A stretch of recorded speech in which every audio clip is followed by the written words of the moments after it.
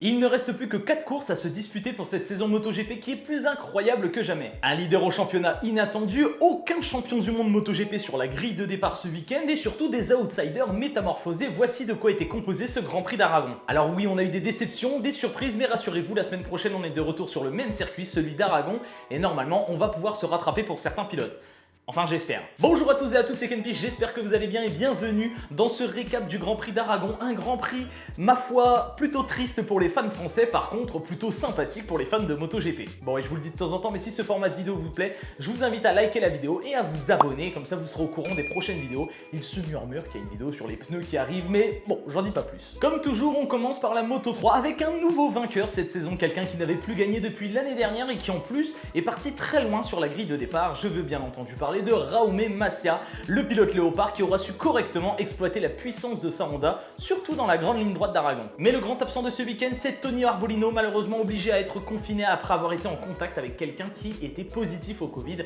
Pas de Grand Prix du coup pour lui. Et oui, c'est triste, mais on prend toutes les mesures pour que tout se passe au mieux. Un départ de course plutôt inhabituel pour la catégorie Moto 3, puisque dès les premiers virages, un groupe se détache totalement du reste de la course. Mais il n'y aura pas n'importe qui dans ce groupe, puisque déjà il est mené par Albert Arenas, mais avec lui on peut retrouver Suzuki, Binder, Fernandez ou même Fenati. Et avec un tel groupe, vous vous doutez bien que les places, que ce soit la première, la deuxième, la troisième ou la quatrième, elles ne vont faire que s'échanger et on va se gêner et l'écart qu'on avait réussi à constituer au fil des premiers tours va peu à peu se réduire, notamment grâce à Jaume Masia qui revient comme un avion de chasse derrière eux. Mais il n'était pas tout seul puisque derrière lui on avait Jérémy Alcoba mais également John McPhee qui remontait. Malheureusement pour l'Écossais, il écopera d'un long lap dû à une pénalité prise avant la course. Un long lap qu'il maîtrisera plus que bien même s'il repart 17ème, mais vous inquiétez pas, on n'a pas fini d'en parler de John McPhee. Alonso Lopez, maintenant habitué des pénalités, effectuera également un long lap, repartira juste devant John McPhee, mais lui ce sera un petit peu plus compliqué pour remonter. Le groupe de devant s'était alors fait ramarrer, c'est un nouveau groupe de 8 pilotes qui se forme alors, aussi avec un John McPhee revenu aux avant-postes, donc avec une énorme remontada,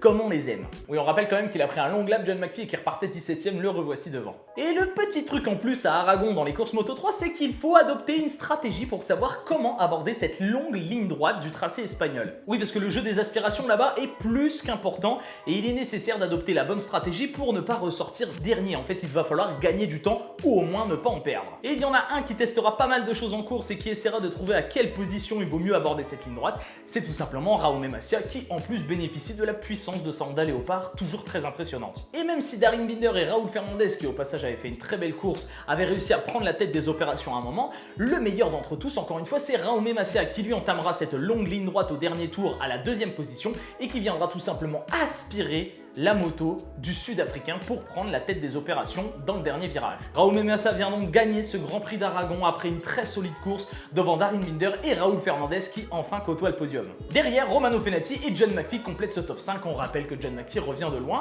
plutôt une belle course pour lui. Côté francophone, j'imagine qu'on s'attendait à un petit peu mieux de la part de Jason Dupasquier qui terminera 22ème, mais encore plus de Barry Baltus qui ne se contentera que d'une 25e place. Par contre au championnat, les deux hommes forts ont perdu pas mal de points. Tout d'abord Ai Ogura qui termine 14ème et ne marque donc que 2 points, et Albert Arenas qui termine sur une maigre 7ème place. Place désormais à la Moto 2 avec, on peut le dire, une course à élimination aux avant-postes. Marco Bezzecchi fera le meilleur départ et s'illustrera en première position dès les premiers virages devant un Sam Loves et surtout un étonnant Fabio Di Giannantonio avec sa speed-up. Derrière eux, on retrouve Jorge Martin qui devait absolument reprendre des points avec toutes ses courses loupées et abandonnées, ainsi que Enea Bastianini et surtout Jake Dixon qui avait fait une course formidablement même s'il avait été obligé d'abandonner, le revoici sur le devant de la scène. Les tours passent et nous voyons très peu de dépassement, une course habituelle en Moto 2 finalement. Et pourtant, même sans dépassement, les positions vont quand même changer. Tout d'abord grâce ou à cause de Luca Marini qui partira malheureusement à la faute et qui perdra d'ailleurs la tête du championnat du monde. Quelques instants plus tard, le pilote speed-up Fabio Di Giannantonio lui prenait la tête des opérations devant Sam Loves et partira à la faute à son tour. Énorme coup dur pour Speed Up qui voyait vraiment Fabio Di Giannantonio aller gagner cette course, mais c'est terminé pour eux, le pilote était tombé. Et être devant dans la course, si on n'est pas Sam Loves, c'est pas vraiment bon signe à Aragon. Puisqu'après Fabio Di Giannantonio, c'est Marco Bezzecchi, celui qui avait fait un départ tonitruant, qui partira à son tour à la faute. Et il y en a un derrière son écran qui devait pas être si joyeux que ça, c'est Valentino Rossi, puisque du coup les deux pilotes Sky partent à la faute et aucun des deux ne repart en tête du championnat du monde. Marco Bezzecchi laisse donc une nouvelle fois un Sam Loves tout seul devant, prêt à aller gagner un deuxième Grand Prix d'affilée. Mais derrière, on avait quand même une lutte pour la 3e place qui s'est transformée en lutte pour la 2e place suite à la chute de Bezzecchi, c'est celle entre Jorge Martin et Enea Bastianini. Et finalement, l'Italien du team Italtrans arrivera à prendre l'ascendant sur Jorge Martin, s'offrant une jolie 2e place, mais pas de souci pour Martin, il fera son podium. Sam Lowe viendra donc franchir la ligne d'arrivée en première place devant Enea Bastianini et Jorge Martin, enfin de retour sur ce podium après pas mal de courses avec 0 points. Derrière, timidement mais solidement, on retrouve Jake Dixon 4e et Remy Gardner 5e qui marquent de gros points sur cette course. Et avec toutes ces chutes, on a un nouveau leader au championnat, Enea Bastianini, seulement pour 2 petits points sur Sam Lowe. C'est pas encore fini cette histoire en Moto 2. Après une course mouvementée en Moto 3 et en Moto 2, il est temps de passer à la Moto GP. Les deux actus de ce week-end pour la course Moto GP, c'est tout d'abord la pole de Fabio Quartararo qui nous aura régalé,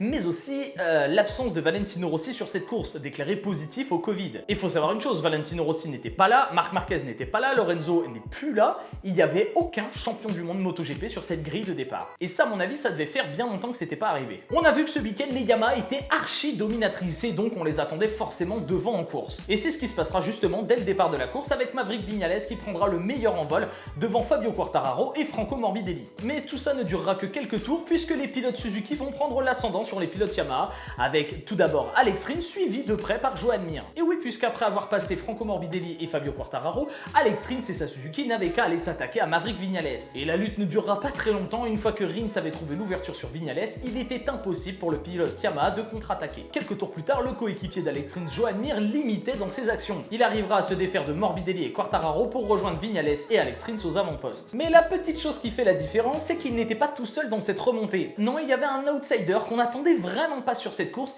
et qui vraiment avalera un à un tous ses concurrents. Personne n'arrivera à lui reprendre la position qu'il venait de gagner, c'est tout simplement Alex Marquez, une nouvelle fois. Et oui, Alex Marquez était en train de prouver que son coup d'éclat au Mans n'était dû ni à la chance ni au hasard et il était en train de montrer à tous ses adversaires en les doublant un à un qu'il était un homme fort sur cette course. Il fera une énorme remontada, ce qui est tout le contraire de Fabio Quartararo qui tour après tour perdra un nombre incalculable de places allant même jusqu'à se classer 18e. Apparemment, Fabio expliquerait sa contre-performance à cause d'un problème de pression sur le pneu avant, ce qui l'empêchait de piloter tout simplement. Une course avec pas mal de dépassements donc, mais très peu de chutes. La seule chute qu'on a pu cataloguer, c'est celle de Francesco Bagnaia et sa Ducati. Et on va faire un petit mot sur les Ducati justement, c'était plus que compliqué ce week-end.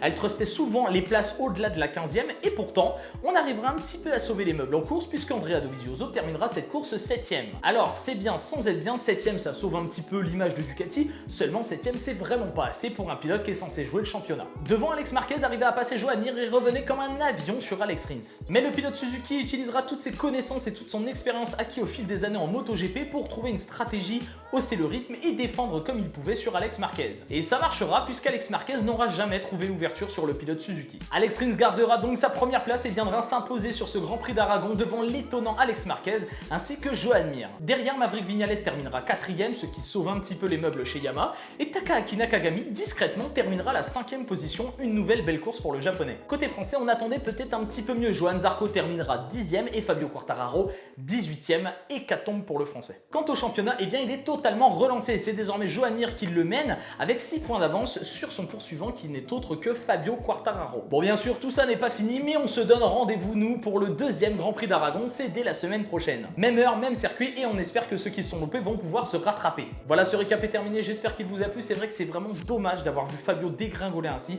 On espère qu'il va trouver une solution très rapidement pour son pneu avant et la pression, même si c'est quelque chose qui peut arriver totalement aléatoirement. En tout cas, quelle course d'Alex Marquez, on a vu qu'il a complètement changé son style de pilotage au fil des courses, il a trouvé le mode d'emploi de cette Honda et aussi le style qui va avec. Ça fait vraiment très plaisir de voir un outsider comme ça. Maintenant, l'année prochaine, il sera chez SR, puisqu'on le rappelle, il avait déjà été remplacé avant même le début de la saison par Paul Espargaro. Bref, ce récap est terminé, j'espère qu'il vous a plu. Si c'est le cas, pensez à la liker, la commenter, la partager. N'oubliez pas de vous abonner, de cliquer sur la petite cloche, c'est très important. Quant à moi, je vous laisse, je vous donne rendez-vous dans la semaine pour d'autres vidéos. D'ici là, portez-vous bien et V à tous.